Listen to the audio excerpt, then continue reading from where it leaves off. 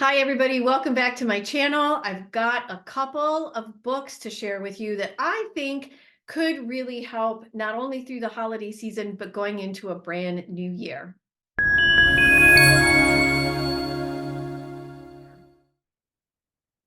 Hello again. My name is Julie Hirt. I am a certified soul level animal communicator and certified soul level intuitive coach. And I'm like, did I say that word right? I did. And avid reader. So I have a couple of books that I just wanted to share with you. Really, before I have to give them back to my fabulous library that is just down the street. How lucky am I? And they're all three are nonfiction. Two have to deal with I want to say like self-help or like being more aware of ourselves. And the third actually has to do with intelligence. And I'm not actually done with the third, but I do want to share it with you just to kind of give you a taste. The first book is I'm just going to share it with you. You're going to see. It's called Quit Like a Woman from Holly Whitaker. I heard about her through my favorite podcast, which is Pulling the Thread from Elise Lunan. For those of you that have watched other videos, this woman was on and had a lot to say about, and I'm going to put in quotation marks because to some degree she does alcoholism, the use of alcohol and whatnot. And while overall the book is potentially designed for those that really want to stop drinking, there is so much information in here about alcohol itself, what it does to our bodies, and how programs that are currently in place may not be as supportive and designed for women as women may need and want. And so I just wanted to bring this book to people's attention. I know that a lot of people do dry January and give up alcohol altogether. I will tell you honestly that as an intuitive, I have found that substantially reducing my alcohol intake, really, I feel physically much better. It also allows so much more of the intuition along with all the practices that I have, as well as my fabulous dog Lucas, who just reminded me as he's curled up on my feet here. Just knowing that, but this book is from a female perspective, from a woman's perspective. There is just so much information in here about, again, how it makes you feel, but also the systems that are in place that may not be supportive, and in fact, may be encouraging us to continually drink in a way that is detrimental to our souls. For those of you who have purchased or read On Our Best Behavior by Elise Lunan, one of my top 3 books of 2023. It's so hard to choose an absolute favorite, but clearly a forerunner in that regard. On Our Best Behavior by Elise Lunan.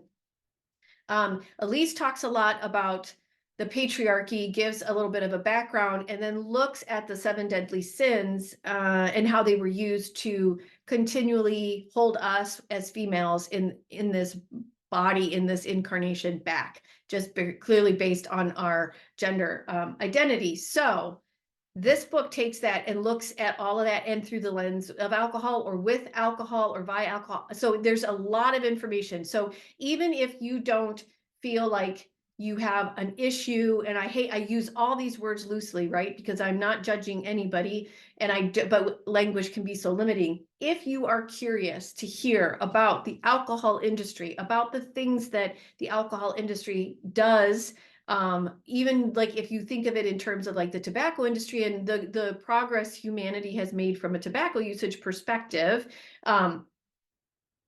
there's similar things in there from alcohol. So I learned a lot as far as even how it affects the body. So I just wanted to make this book aware to people in case you hadn't heard of it, just really helpful in that regard. And then again, if you do feel like you have, you would like to change your relationship with alcohol, else the guides are saying to say it that way, there are some really good practices in here for you as well. So just know that. Really wealth of information. Wanted to share that.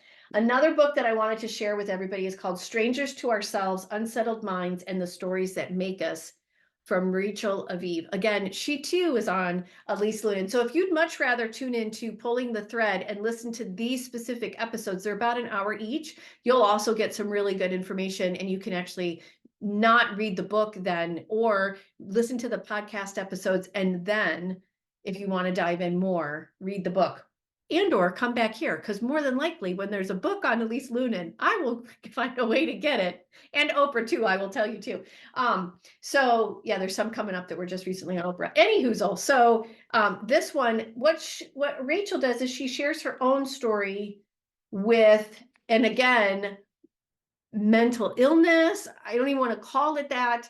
How people look at us through the lens of mental illness or difference, or we're not conforming. And she tells not only her story in the beginning, but then she tells several other people's stories. She is actually a journalist. And so she dives into this and what this all means and these stories that make us. So for those of you who have worked with me from a soul level intuitive coaching perspective, even animal communication perspective, that then the lesson is given to you, and then you dive deeper into coaching sessions where we work with the guides, we really begin to dive into these stories that have been told around us, that we have then told ourselves, in an effort to understand why we have these negative thoughts, limiting beliefs, negative beliefs about ourselves, where they come from, why we have them, and is it time to let them go? And these are some really good examples. So if this is compelling read, so sharing this with you as well. The other thing that the guides are just sharing with me is another way you can experience some of these stories for those of you that haven't worked with me in a coaching perspective. Another way is I do a podcast with a great colleague of mine named Kate Foggo, who's over in Scotland. It's called Making Light to Humans Being. You can find it here on YouTube, as well as any of your podcast platforms that you like to subscribe to. And we actually take these negative beliefs on a monthly basis. Actually, I take that back. We take a workaround on a monthly basis. So a workaround would be a behavior you put in place to make yourself feel better, to work through, to process, to survive a negative belief. And then every week we look at that workaround through the lens of a specific negative belief. So that might be something else too. But again, both of these books on Elise Lunan, you look at it in that way. So just wanted to share those with you before they go back to the library. The last book that I want to share, and this is just really quickly, because it's more of a preview, because I haven't actually finished it yet. And I'm actually listening to it on Audible as well as reading it. Again, I got my copy from the library. This one, I may be purchasing a copy for myself because it is chock full of so much information and I'm not even all the way through it. But I got to a key point that I wanted to share. The author is James Bridle. I always have to make sure which way I'm holding this. It's called Ways of Being. Animals, Plants, Machines, the Search for a Planetary Intelligence. And it is all about intelligence. And what struck me, which is what I really want to share with you right now, particularly in this holiday season, because I'm recording this on Little Christmas, so the 23rd of December, is that as one thing that he made this point is that we think the animals are intelligent because I want to say it this way. We think the animals are intelligent through the lens of our own. So let that sit there for a little bit. We human beings, created a system to judge the intelligence of other species, even other members of our own species, through the lens of our own intelligence, which our own intelligence is our own intelligence. To some degree, it is limited because it is just ours. No one else shares the same type of intelligence that we do. And yet we do not. And because of that, there's not currently a way for us to clearly understand the intelligence of a dog, a cardinal, an octopus, because they are each their own things. And so our own system to gauge intelligence actually limits our own intelligence, which is really super interesting to me. When he said it, I can't remember how exactly he said, and I should have pulled it. And as I dive deeper, I'll probably come back to this. And I find that absolutely fascinating. It was like a total aha moment when he said this. And I listened to that in the car, actually, when I was driving and listening to it on Audible. So keep that in mind. I'll come back to this book. For those of you who are interested about this book and want to hear a little bit from the author about it, check out the podcast called On Being with Krista Tippett. She had him on. This was the basis of this past season. She took a bit of a a break and a step back. And she spent a lot of time with this book and then interviewed the author. And so if you go back to On Being, you can even look through the website and see some of the thoughts and whatnot that it generated for her. He then in this book begins to move on to artificial intelligence, which is I'm not quite there yet, but just interesting and fascinating. And I also share this with you too, because I am not sure how many of you have ever heard the story of on Christmas Eve, as the clock gets closer to midnight, therefore moving into Christmas Day. There is a story legend that at that point, the animals begin to talk. And by talking, the story means human speech.